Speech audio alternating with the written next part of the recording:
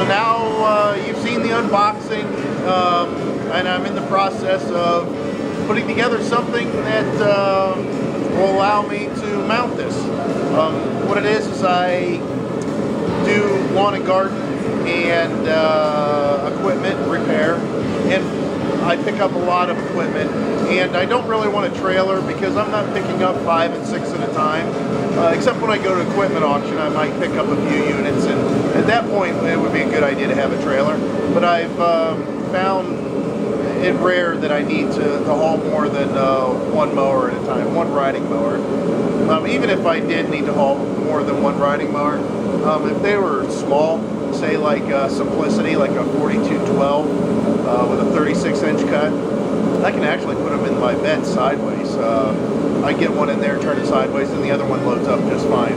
So anyways, that's why I got the winch, and what I'm doing with it is mounting it on the bed rails up high, so that when the cable is stretched out the full length of my 8-foot bed, that it'll clear the tailgate as it goes all the way out to the mower that's sitting at the end of 8-foot ramps. So I need to mount it up kind of high so it's not dragging across the tailgate, and it doesn't have to pull that much. So the bed rails will be more than sufficient to really pull the item up, as long as it's mounted correctly to where it's not going to rip the side rails out. And I think I'm going to be able to do that with the way I'm going to sandwich it in there. So anyways, I'll flip this around real quick. And there's the winch. Of course, we unboxed it. You can see the mess that I got going on. There's another project that I'm in the process of. I love those wrenches. I'm replacing the batteries in them.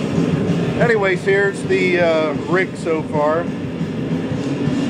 You can see the way it's set up. Of course, from the 1978 to 1996 on the F150s. It's the same dimension. It's 65 inches from outside to the outside. So overall length is 65 inches. If you guys want to do one of these yourself. You can see my horrible welding. I am not a welder, and I'm not very good at it, but it's good enough to stick some metal together. I got this tube from my brother-in-law. It's a little over an 1/8-inch thick walled tube, which might be a little overkill, but I wanted to make sure that it didn't bend. Plus, being that thick, I don't have to do cross braces then. Look at the workbench. It's just horrible. This is a disaster. Anyways, what I'm going to end up doing is drilling a hole. Well, let's do it in the check up here. Drill a hole here, drill a hole here. I'm going to make 2 more plates that I've got to cut, and those plates will have holes drilled in the exact same corresponding locations.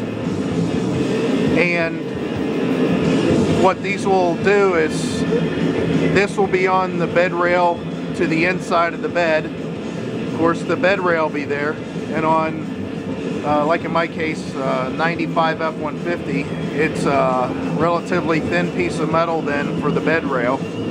So I'm going to have another plate just like this one on the opposite side of the bed rail with 2 holes drilled in it. And I may put a nut, I may weld a nut on there so I don't have to reach up in there and hold it. And then I'll just bolt it and sandwich it all together. That should keep it from tearing. If I just bolted it right to the bed rail with like a washer, that would probably be okay, but I want to make sure that the force of this being pulled or twisted or whatever is exerted over a larger area. It doesn't mean it all won't rip out, but we'll see what happens. Like I said, it's not a lot of force, but if I get to where I want to put a bigger winch in and weld in more supports, whatever, I'll have a good foundation. I mean, this is sturdy enough to handle that. But anyways, I'll get back to where I'm mounting that on there. But first I want to dry fit it in the truck. And as you can tell, or maybe not tell, it's like always, it's snowing. It's not too bad right now. It was 47 degrees yesterday when I started this. Today it's 32 degrees and it's going to get colder. But anyways, I'll go ahead and dry fit that in there, make sure it's okay, and then I'll go ahead and start making some plates. Once I have it to where I feel as if it's going to mount, I'll go ahead and maybe post a video of it mounted.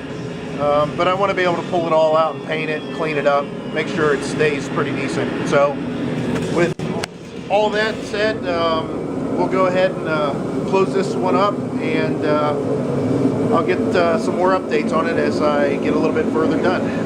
Thank you. Alright, welcome back to the messy garage. I'm making a bigger mess. The floor is covered with crap now.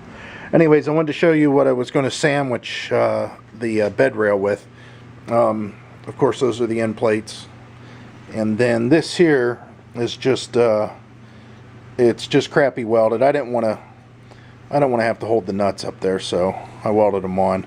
But anyways, you can see it goes in. There's a notch that I had to cut to clear. Oops, sorry, I had it backwards. A notch that I had to cut to clear some stake pocket reinforcement that comes off the top rail and goes over to the stake pocket. So anyways, that's why that notch is there. And then I have the bolts. They just you know, go over. I had to cut this bolt a little bit short because it's the small one, and again, the stake pocket reinforcement sticks out, or the stake pocket itself sticks out. So it had to be cut short so it didn't push itself through it or whatever. Probably push it through it. But anyways, that's so far what I've got going. I just have to go test fit it in and then bring it all back out, or test fit it in, and then drill holes and mount it on the bed. See how well it is. Position the winch on here, see how far it can be from the cap or how far forward. The more back, probably the better. That way whenever there's a pulling down motion, there's something there. If it's right here, then it's a twisting, lifting motion. I'd rather it be pushing down on this weld here instead of pulling up on this weld back here.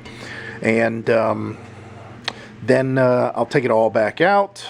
I'll have marked holes to drill here for the winch mount, and take it all back out, sand it all with the wheel real quick, and probably shoot some paint on it, some primer, and then some utility paint, and hopefully it stays warm enough in the garage here, although the humidity's kind of high because of the moisture.